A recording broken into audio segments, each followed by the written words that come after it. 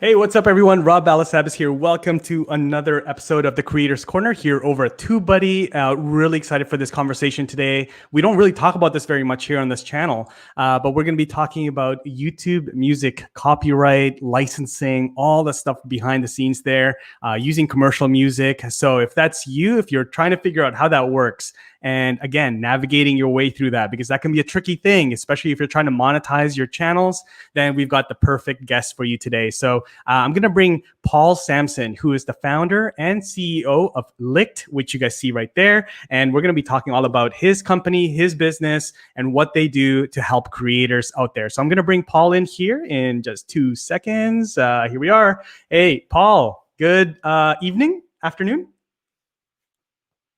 Oh, wait a second. Sorry, you were just muted there. Yeah.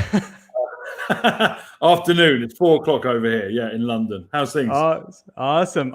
Well, thank you so much for joining us. I know you're a busy man. You guys are just growing like crazy over there. But yeah, thanks for hanging out with me for a little bit here. Why don't you say hello to everyone that's watching us and introduce who you are and a little bit about LICKD, and then we'll get into some questions for you. Sure, great. Well, first of all, it's a pleasure. Thank you for having me. And it's not a problem at all to be here. So it's my pleasure. So yeah, I'm Paul. I founded LICKD in 2016. I think the reason I started it is I've been professionally putting music to picture for 15 years now. So as of January 2005, when I moved to New York, I had my first job in what's called sync licensing, and that means negotiating and music supervising music into films, trailers, adverts, TV programs, TV promos, any way that you've ingested content in the past. I've probably put some music in it at some point. And it was probably about 3 years ago, 4 years ago almost, when I was looking at how could I disrupt the YouTube space. The synchronization space, because predominantly it's been the domain of business, right? Film studios are big business, TV networks are big business, and you can't ignore the fact that all these user-generated content platforms are popping up, and that essentially the man on the street now is a production company, right? 2.8 billion of us have got a production company in our pockets. You can shoot, you can edit, and luckily we've all got access to the world's most generous commissioning editor, right, in YouTube. I don't have to wait for the head of Factual to commission my documentary and give me a budget. I can just shoot and publish. And it occurred to me, Rob, that the only production resource that hadn't been democratized in that process was the ability to use famous music. And I just thought that was nonsense. And I thought to myself, well, the music industry has once again shot itself in the foot and left a big vacuum that stock music or library music or royalty-free library music companies are going to clean up in again.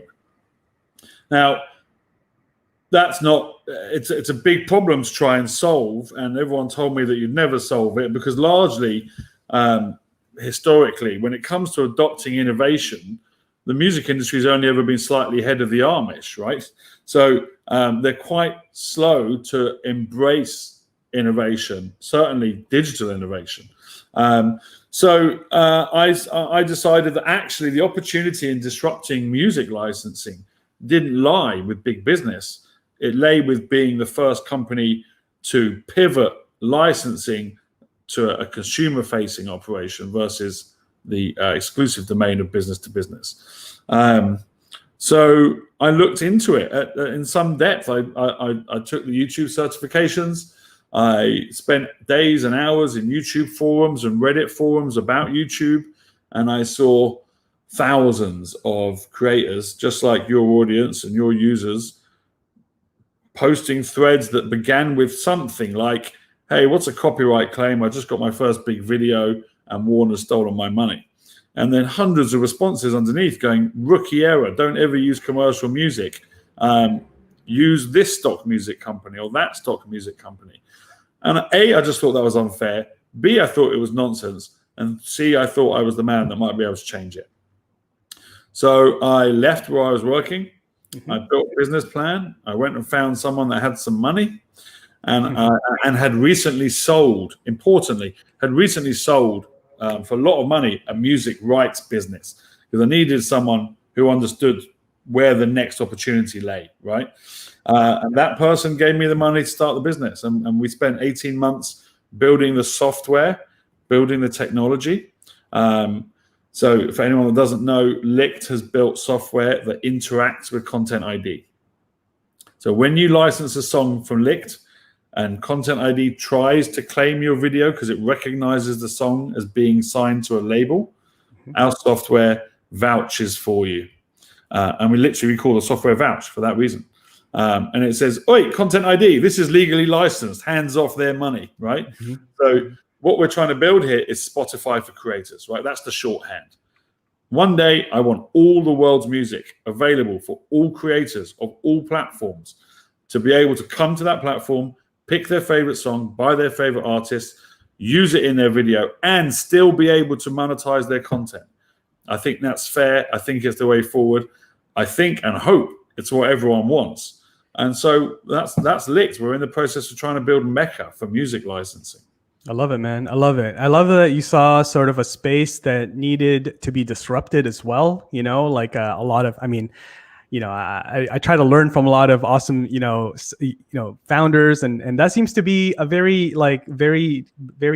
significant through line with a lot of founders, that want to build something like this, a platform like this. They want to disrupt something that just it takes a while to change, and you said music, they're kind of slow with adopting change, especially in the digital age. So I love what you guys are doing, honestly. And I think this is a really important conversation because there are a lot of creators losing a lot of AdSense money and different revenue streams because they just didn't know. So give us a little bit of that information, for people out there that are starting to grow their YouTube channels using music and may fall into that trap of, using music, that can get claims and really how LICKD gets and helps them with that. Okay, sure. So essentially, YouTube built Content ID. For those that, if you're not familiar with it, think of Content ID as Shazam for YouTube, right?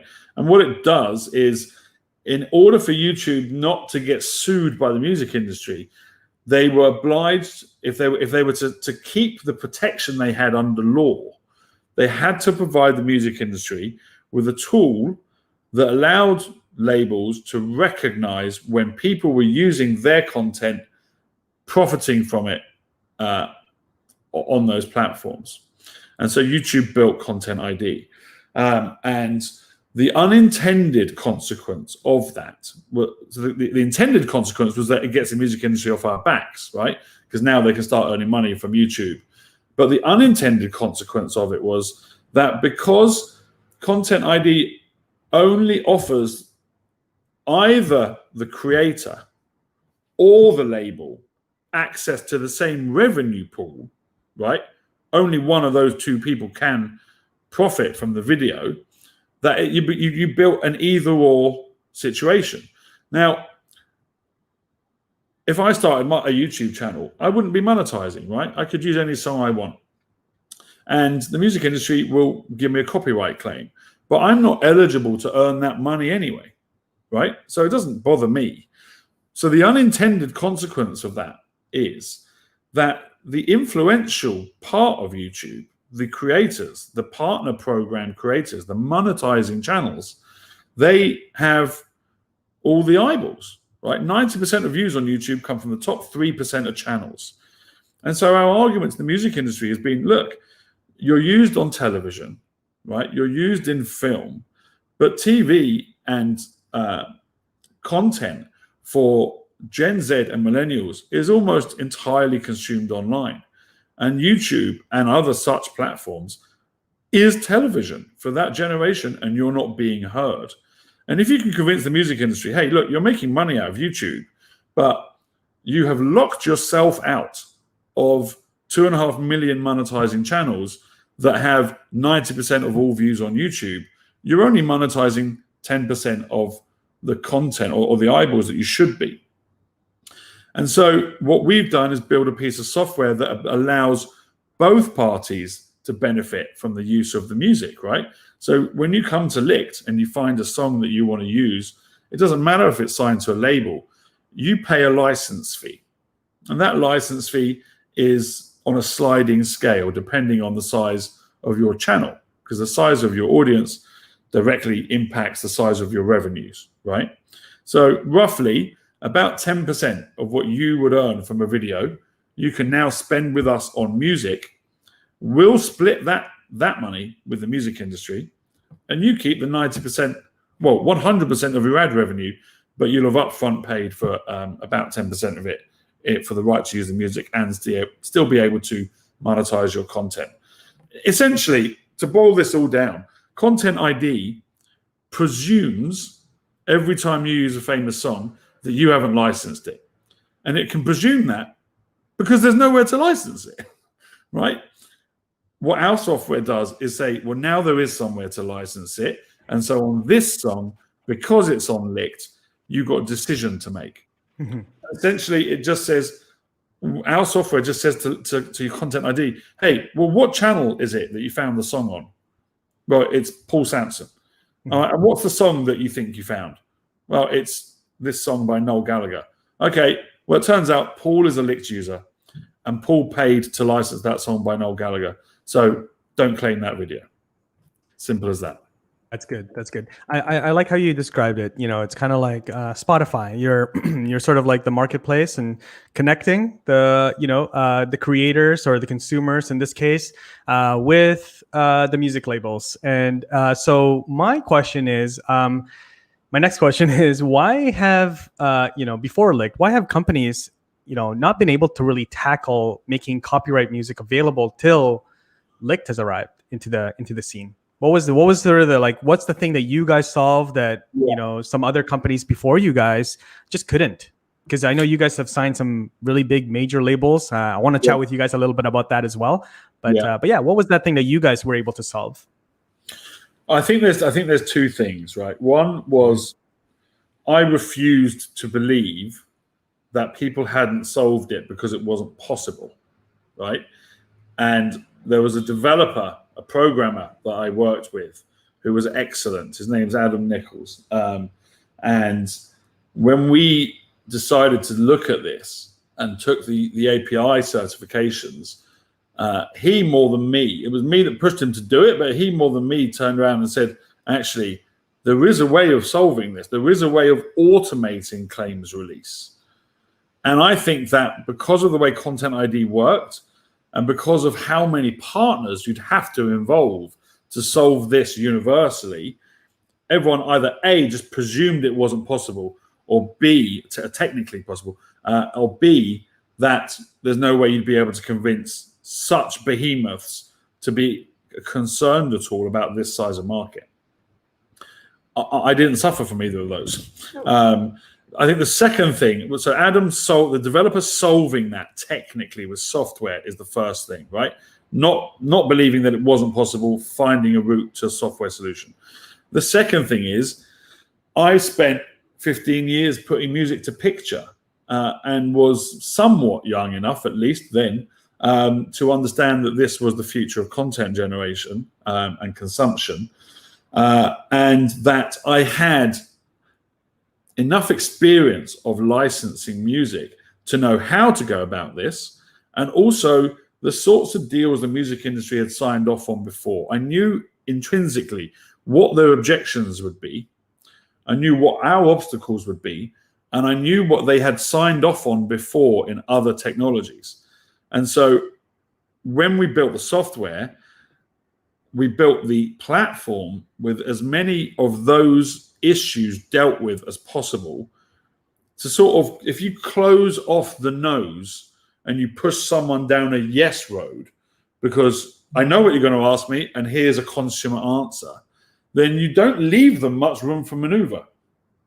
So I think those two things were key. Having said all that you mentioned we signed major labels recently, those major label deals have taken 3.5 years. Wow. Right? I won't mention which one, but there is a household name of a label that we went into before we even launched, just with a test website. And they went, this is amazing. How much do you want for it? Nice. And I said, well, we're not going to sell it to you because we won't get the other 2 major labels. And they said, well, I don't want them anywhere near this. And I said, well, that's not what I want to build. But they were gracious enough to accept that. And they said, okay, well, let's get a contract with you and get our music up. From that point on, they were that motivated that they wanted to actually potentially purchase us. But it still took 3.5 years to convince every department in the major label in every major market and get the contracts negotiated. Listen, every contract we signed has never been done before. This is a brand new business model that the music industry has to sign off on. What we've achieved means that music and artist contracts will never look the same again. Amazing. And to do that, you're dealing with an industry that doesn't like change, right? There's a really good story, Rob, about a friend of mine worked at Sony back in the day. I'm talking like turn of the millennium. And Napster had already made the bottom fall out of the sales market in music, right? And it was like 2003, iTunes had just launched or was launching. And there was a big AGM and maybe it wasn't Sony. I don't remember which. It was one of the major labels. But he said, they had this big get-together about how we're going to deal with the threat of digital. And they were waiting for this solution. And then the big boss came down the stairs with a Blu-ray and a sort of high-end CDs. And he was like, high-end CDs with higher quality and hi-fi music, And they was like, listen, the horse has bolted from the stable. Like, you're closing the door now. Like, we should have closed the door well before. We have to get on board with digital. So whenever you're bringing this sort of disruptions to the music industry, they act with caution. They act much more quickly to embrace other technologies that amplify them, right? That get them more revenue, that get them more visibility, that helps them break more artists. But not in, well, this is the advancement within your space, not an ancillary one you can benefit from. I think the last thing I would say is that I understood intrinsically that there was one particular department within the labels. Whilst the labels had big problems with YouTube, there was one department that had a big problem on YouTube, and that is the marketing departments. And working out how to break a song through a creator was very difficult for them. There is no tool that gave them the insight that they needed. And we figured, well, hang on, if we can provide a solution for creators and we can start tracking what their music preferences are, then we can create this connection between the music industry and creator, where not just can you access all the best music you already know and love, but a label might approach you and say, hey, you've got the same audience as my artist. And I know that you love this music because you've used this genre in your last 5 videos. You're going to love this track. Do you want to use this? It's free. And I took that concept to the marketing departments at the labels, because even my first investors said to me, you'll never get the major labels. Don't bother. You can do this just with the independent labels. And so I went to the marketing departments and they said, how soon can you build it?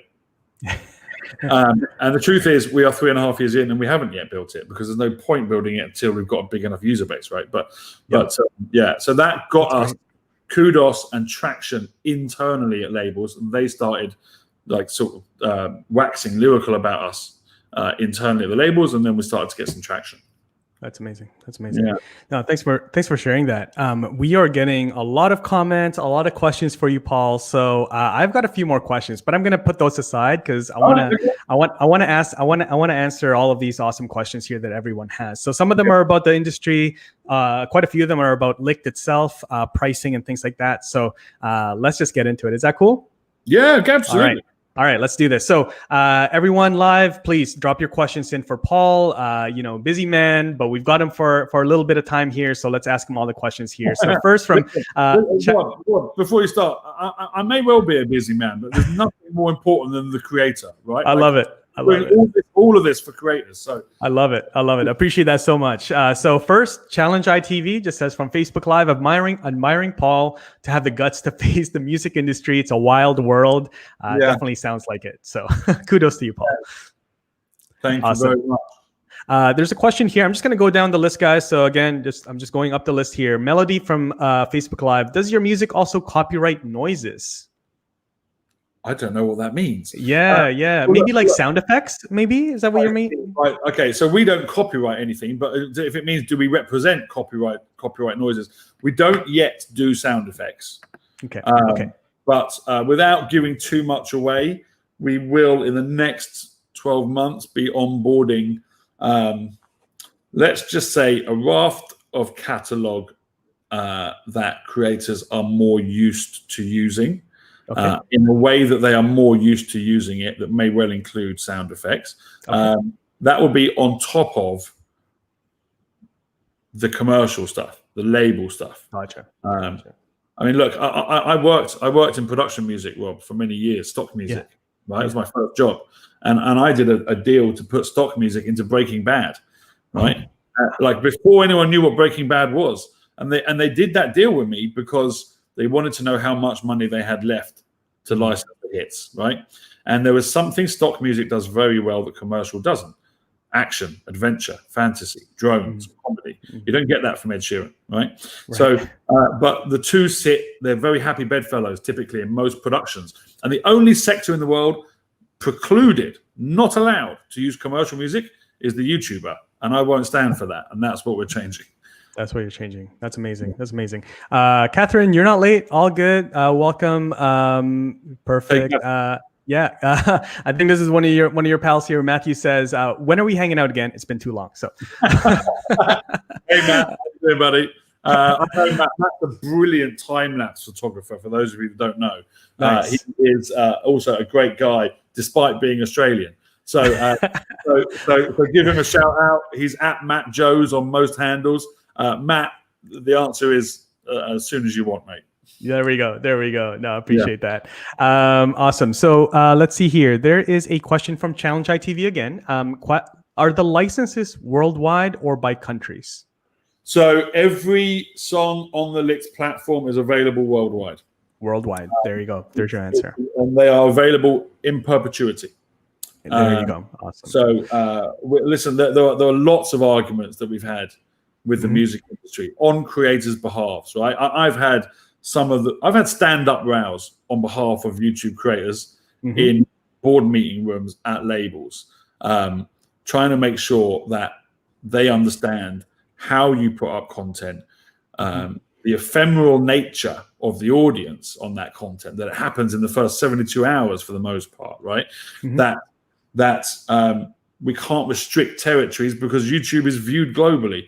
And these are the sorts of things I was saying to you that we try to go and win those arguments early on, and have our ducks in a row to get it sorted. But yes, you can use it worldwide on YouTube.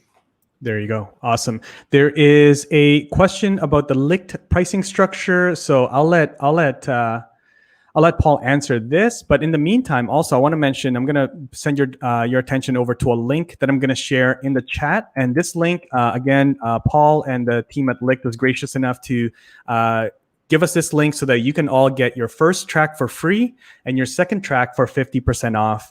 So I'll put that in the chat right here. It should be coming as TubeBuddy. So, but yeah, Paul, what's the pricing structure over there at LICKD? Before I answer that, Rob, can I just caveat something on the countries thing that was asked about? Oh yeah, of course, yeah.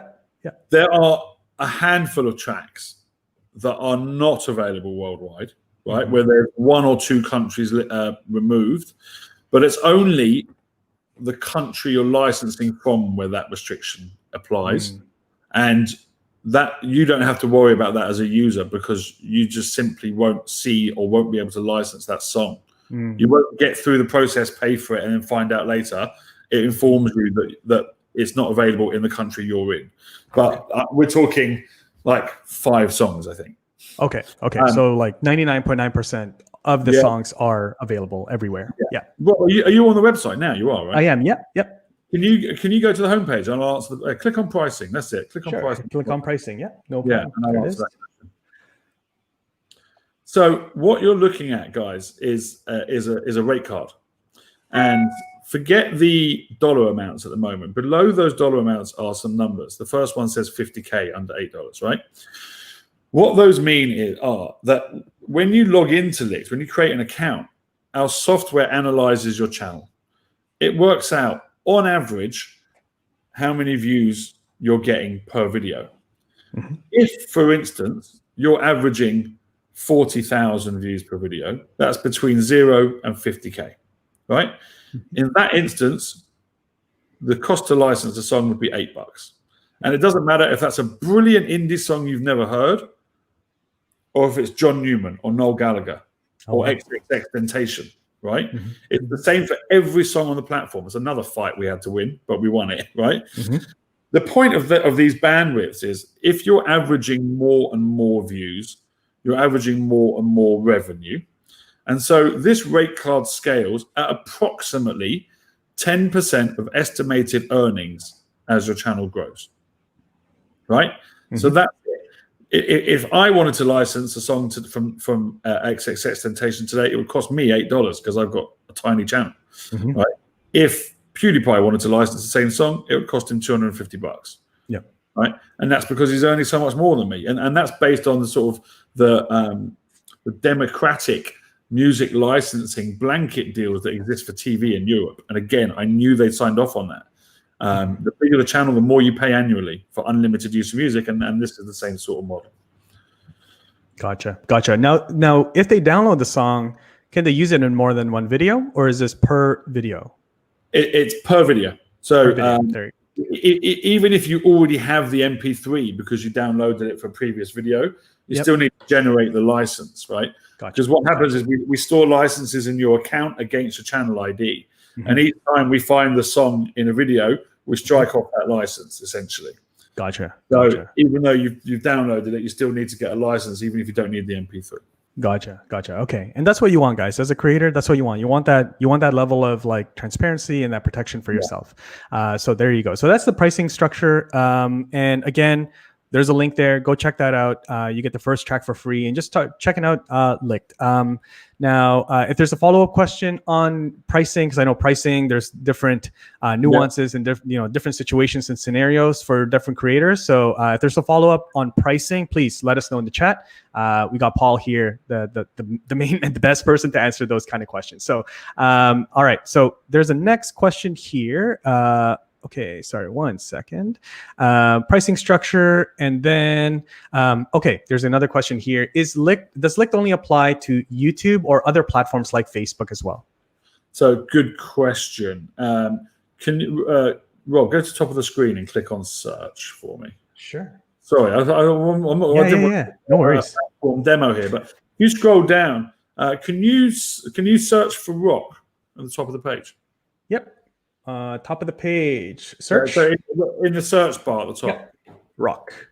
Yeah, and then hit search. Okay. Now select genre on the top left. Top left, genre. Yep. Okay.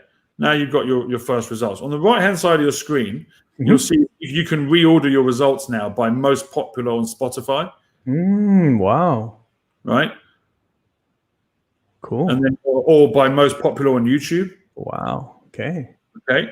Now, these are rock tracks available for YouTube. Now, if you scroll down on the right-hand side of your screen, keep going, you'll see other platforms there, right? So if you wanted this video to go on Facebook as well, you click Facebook, and the system just filtered out any music where we don't also have the Facebook rights for that song. Oh, that's beautiful. Right? There you go. And you can do that further. So the answer to the question is, with the major labels, at the moment, they're only giving us YouTube rights. With the independent, they're giving us multi-platform. But if you got a video that's going on more than one, you can click Facebook or Instagram, and it will filter out any music where we don't have those rights. The other thing to say is, even if we have the rights for Facebook or Instagram, Facebook and Instagram, which is one company, they don't yet have their own version of Content ID fully live. Right? That's true. Yeah. And that means that we can't plug our software into their API. And that means that you're going to get a claim even if you use LICKD. However, that claim is typically just a block. And what happens is, in that block, it says, unless, of course, you believe you've got the rights to this music. And if you click that button, I think I've got the rights, in your account, you've got the license URL. And you paste that. And in that page, it says this song was bought for YouTube, Facebook, and Instagram. So the answer, we get our own content blocked on Instagram for that very reason. When we promote new music, we license the song before we put it in the Instagram video, and then we send them that link, and within 2 minutes the video is up and published. We're in talks with Facebook and with Instagram But until they release that software, we can't work with them. So, yeah. guys, it's coming. We want to be Mecca for micro licensing across all social platforms, but the social platforms have to have done their work first. We're ready. We're waiting for them. Yeah, you're ready. Yeah, that sounds like you're ready and you're just waiting for them. That sounds good. Chris Thomas from LinkedIn Live says, this is a great service. Thanks for hanging out with us, Chris. Appreciate that. Yeah, there's a follow-up here from Challenge ITV. Challenge ITV, appreciate all the questions. Awesome questions, by the way. So I was wondering, is it one license for several platforms, or do I need purchase one license for each platform? So for the same song, if I put it on YouTube and Facebook, will I need two licenses, or the same license will apply for both? So the short answer is it's one license for multi-platform. Okay. As that starts to scale, and as we start to see and learn more about creators' behaviors, the music industry might come back and say, hey, what's going on here, right? But even then, we will work out a cost-efficient way to create multi-platform licenses, right? Because I want to do a version of this on all social platforms, right? And if there's 10 social platforms you're publishing at 10% of revenue, then that's 100% of revenue, right? So that's not feasible. So we will negotiate with them on how can we satisfy both you, the music industry, and more importantly, the creator, with a pricing model that allows them to publish on multi-platform. It might be that it's 1.5x, right? Yeah. A multi-platform license versus 1x. So that's great. That's great. That makes sense. If you've got the rights for multi-platform, then you can go ahead and use it under the same license. Yeah, and that sounds fair to me, right? Because there's three people involved here. There's Lick, there's you as the creator, but there's also the musicians themselves and the artist, who also should be fairly compensated. So if you're using their song and you're putting it out in different channels, then they should get compensated for you for doing that, doing that. So A, you're correct, but B, it's so much more complicated even than that. I'm sure. I'm sure. That's my simple mind. I don't want to bore people with the complexities of it, because it's not. Yeah. They shouldn't have to be concerned with it. I only bring it up, and I'll touch on it gently, because I want people to know that the lengths to which we have gone to provide them a solution that we think that they need and want. Right? When you sign, when you get a song from a label, that's not the end of the matter. The label only represents that recording. They represent the sound you hear on the radio. The publisher, you've heard of music publishers, they represent the lyrics, the sheet music, and the melody, right? And if 5 different people have contributed to those lyrics or those melodies, and each of those is signed to a different publisher, to get one song live on LICKD, I would need all 6 contracts negotiated. And remember I said to you, it took me 3.5 years to get the major labels, right? Right. So right now we've got 7,000 labels and publishers signed, just shy of 7,000. There's one hip hop song at the moment that's got 60 writers on it. I would need, within that 7,000 contracts, I would need all 60 of them to be in there for me to get that one song live on LICKD. In order to do this, we will one day have to have 500,000 contracts. We do this for creators because we think that, well, if you offered them the world's music, that's what they'd use, right? I often talk about creators being in Stockholm syndrome, production music Stockholm syndrome. Do you know what Stockholm syndrome is? No, I don't. Stockholm syndrome it's a military term, or it's a psychological term. It refers to hostages that end up having empathy for their kidnappers. Oh, yes, okay. And I talk about creators being in stock music or library music Stockholm syndrome because it treats them well. But in any hostage situation, when you release a hostage back to its family, it runs like the wind, right? And in this analogy, the artists that you guys love, the shows that you're attending, the playlists that you're sharing with your friends, feature the artists we are putting live on LICKD. And there is no reason why you shouldn't be able to celebrate your favorite artists and essentially work with them, right? And be a win-win for everyone. You earn money, they earn money, the label earns money, and all those publishers earn money, right? We split that money with every stakeholder. Absolutely. And so big royalty reporting piece we have to do, but no one needs to worry themselves about. Yeah, nobody. No, that's great. That's great. Yeah. Again, reminder, there's a link that I shared. Go get your first track for free and your second track for 50% off through that link. So big thanks to Paul and his team over at Lick for hooking us up with that. There's a really specific question here from YouTube Live from Yena, Korea. Sounds like you have some form of Korean type channel. Wondering if you have any K-pop music or will you be getting any down the road? It's a very specific question there. It is. Well, but you know what, Rob? It's getting less and less specific. Yena, thanks for the question. It's getting less and less specific because K-pop is becoming a pop behemoth, right? Yes. The good news, well, the bad news is we don't have any live this second. The good news is in the next 6 months, we expect a further 300,000 songs to be delivered to LICKD. There's already 200,000 queued up waiting to go live. Wow. And within that 500,000, there is K-pop. There you go. So stay tuned. I would say to Yena, follow us on our socials. We actually have a community group on our Facebook page.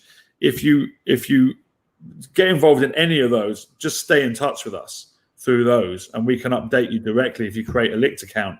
As soon as you register with us, we can let you know when the K-pop goes live. Awesome. Thank you, Paul. Yeah, I'm going to be sharing Lick's Instagram profile and also their Facebook group. So go plug into that right away.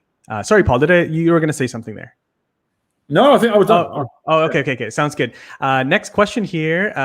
Let's see here. Oh, Melody has a question. Good question. Can artists apply to have their music on your platform or directly upload it themselves? So yes, they can apply. They cannot directly upload themselves. And there's a very good reason for that. We would very much like to be an open source platform at some point in the future. But what everyone has to remember is that really the service that we provide is a solution. It's purity, right? If we take on music where the label or whoever manages content ID for that song hasn't integrated our software, right, then that song is not going to be available claims free. Right. So if people were just willy-nilly uploading music to the platform, I couldn't guarantee my users that they're not going to get a copyright claim. So once we built the software, it doesn't just run on our YouTube CMS. There are 15 different distributors that have integrated our software into their YouTube CMS. That's another reason why it's taken so long. Essentially, they've given us guest access to their YouTube profiles. And they don't do that without a fight. So we want to get there. We work with a lot of distributors that work with bedroom artists as well as the big ones that distribute the major labels. So if you're with a distributor, absolutely come to us, tell us who that is, and we'll tell you if the deal has been done with them yet, or put us in touch with your contact there and we'll get it done. Awesome. There you go. Dean Reynolds, media, good friend of ours. He's directly in the music space, helping musicians actually build their brands online, on YouTube, on social, build businesses around their brand as well and their content. So wondering, why doesn't YouTube, and I think this is a can of worms here, but why doesn't YouTube share the revenue of a copyright claim? Only the rights owner gets all the ads revenue.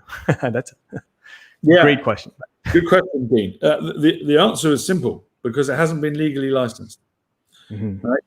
Because the way it's built is that you use the music without permission. That's illegal. The music industry views that as a legal infringement of their copyright. And because the system allows them to identify that, then they essentially shotgun your revenue, right? Hey, that's fine. That's their payment. Instead of trying to sue you or sue YouTube just goes, look, just let them use the music, but you take all the revenue. Well, like I said, fine if you're not monetizing, right?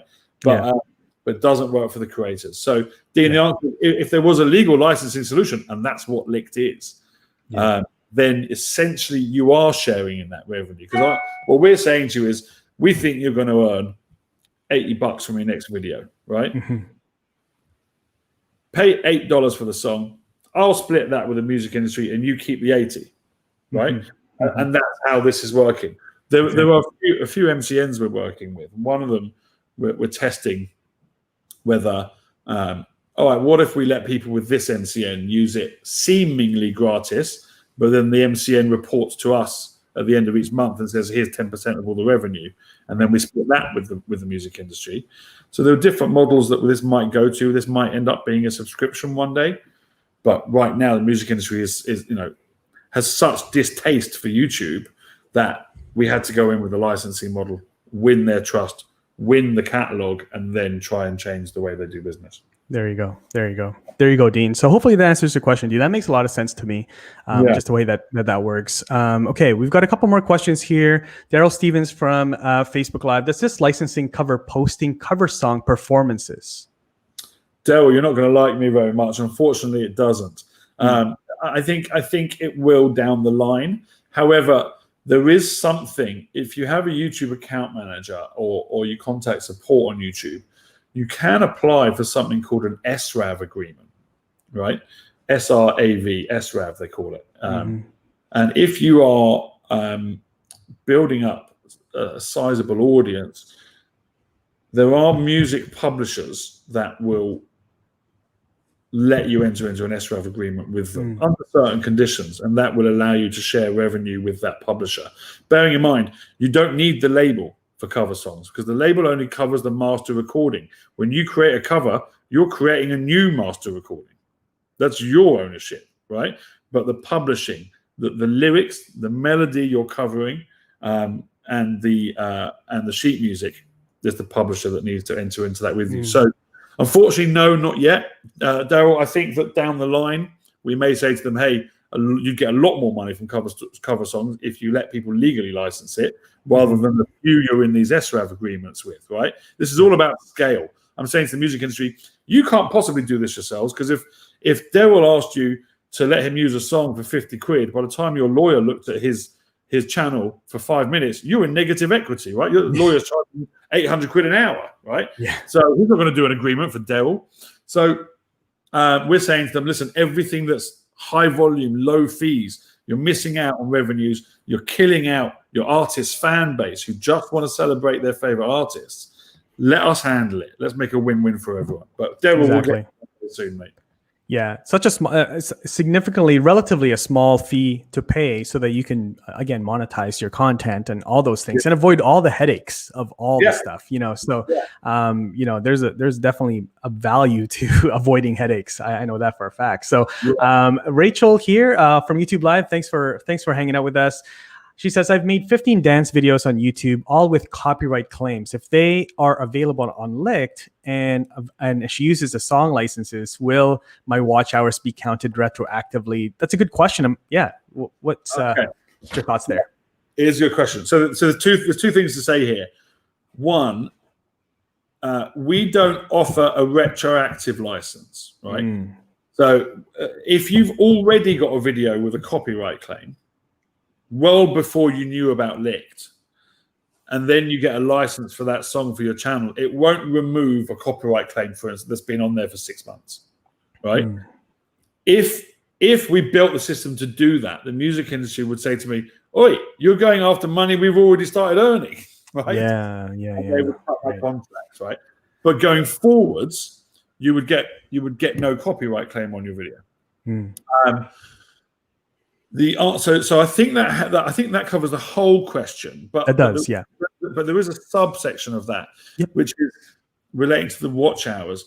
The release of a copyright claim or the lack of existence of a copyright claim does not affect your watch hours in any way. It doesn't stop YouTube tracking your video and attributing the success of that video to your channel. So don't worry about that. I haven't got a claim. Does this count towards my growth? Yes. Yeah, awesome. Yeah, thanks for adding that in. And Daryl Stevens says, thanks, Paul. I still like you. So that's good. I'm a big fan of yours, Daryl. That's good. A true friend will tell you the truth. So there you go. Awesome. Paul, I want to know some of these, two more things I want to ask you. Would love to know how creators can get behind LICKD to move labels to provide even more music. So that's the first question. So what can creators out there listening to this live or replay what can we do as a creator to get behind what you guys are doing? Use it and feedback. User and feedback. Yeah. Use the platform and feedback to us what you want added. Right. Awesome. I'm gonna go on a little rant now. Right. Yeah. Here we go. Here we go. I've been to these creator conferences. Right. I've been to VidCon, VidSummit, VidCon. I've spoken to creators directly, right? And they're all great, man. I love meeting creators because like what you guys do to just self-motivate and self-start and go out and create compelling content is incredible. And the length of time you have to do it before you get any kind of compensation is incredible. The dedication and motivation that has, I'm in awe of it. We built Lick so that once you get to that point, you can still make the highest quality content and then not be penalized for it, right? But I've spoken to one or two creators, and this always disappoints me. My heart aches a little bit when I have this conversation. They'll go, no way, commercial music without copyright claims. I go, yeah. And they'll go, have you got ASAP Rocky? No. And one in particular literally turned his back on me and walked away. The reason I bring this up is that one day my dream is for 55 million songs to be live on Licked. That's how many songs there are on Spotify. What I mean by that is all the music in the world.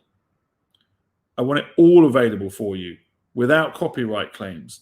But I can't keep fighting this fight alone, right? And that guy that did that to me, the best thing he could have done was find a song on Lick that he loved, used it. The label looks at the performance of that track on other streaming platforms as a result of what using it on that video did for them, and they start releasing more music for me. Right? Every dollar I send to the music industry releases more music because they start to trust us. They start to believe that you guys actually want this. And the only road to the promised land, which is all the world's music without copyright claims, which I know we all want, is for people to get behind Licked, right? I fought battles in dark, nasty meeting rooms with dinosaurs of execs and some really innovative execs in the music industry. But we fought these battles on your behalf alone. And now we need an army.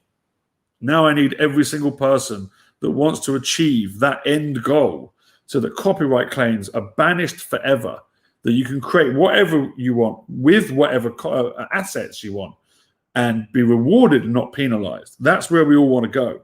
The way to get there is to back a company like this that's making that change. Because if no one uses us because we haven't got your exact favorite artist, then the music industry will go, see, they didn't want it. And then they'll shut this down and they won't revisit it. We are working on getting the biggest names artists we can out there sooner rather than later. I can tell you that Coldplay is going up in the next month. Dua Lipa has been approved for Licked. XXXTentacion, he's got that whole album on there. His song Sad is the 24th most streamed song in Spotify's entire history. And it's available on Licked, claims free.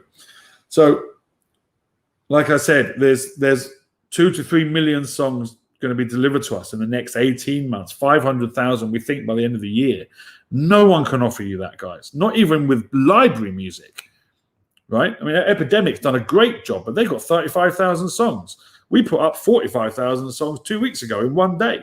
Like, we're going big on this, and I need you to get behind us because it's your solution. It's your platform, and it's a problem that we can all solve together. We built the tech to solve it alone, but we can't get to the promised land alone. We need you guys behind the platform. Paul, I think that's a perfect way to end this. I mean, it's I love what you guys are doing. You guys are doing a beautiful thing for creators out there. I know that all creators, like you said, they are willing to put in the time and energy, and what you guys are doing is just helping them, build a business around it, monetize their content so that they continue, sustaining all that creativity that they want to put out there and all the content that they want to create. So, Paul, and just quickly, I met today with a label. Yeah. Who said, well, creators don't want our stuff, right? We've got old stuff. And so we showed them that of our last 40,000 searches, 10,000 of them were for legacy artists, people like Queen and the Beatles and That's awesome. Bowie, and right. And then I said, and of those, 40% of those searches were for your label. And immediately they went and said, Jesus Christ, we need to go and get you this music. So when I say use the platform and get behind us, even using it and us not having the artist you want helps me convince the labels, look, people are searching for this. I could have sold a license there, right? That's what we do. I can't do it without you guys. We have to do it together. Amazing. Amazing. So yeah, guys, get in there, start using it, use the link that we shared with you so that there's no cost upfront for you to start supporting what Paul and the rest of the team at LICKD are doing so that we can get more music available to us as creators. So yeah, that helps everyone. All right. So Paul, thank you so much, man. Appreciate your time and what you guys are all doing there at LICKD. So I know you guys are growing rapidly. Any final words for everyone tuning in today? Just keep up the good work, man. I'm in awe of what TubeBuddy does. I'm in awe of what all your users and your creators do. Like, I can't do it. I wish I could do it. I'm doing this instead, right? We are at Get Licked on all socials. I'm at Sampson Paul on most socials. Hit me up. Like, I'm not unreachable. Like, let's chat. I love it. I love it. Yeah. So I'm going to share all the links, guys. So go check out Paul and what his team are doing on Instagram, Facebook. There's a community. I'll put that all in the chat there. So everyone tuning in live, thank you. With the replay watchers as well, thank you for hanging out with us. And we'll see you guys all in the next video. Take care. Thanks, everyone. Take care.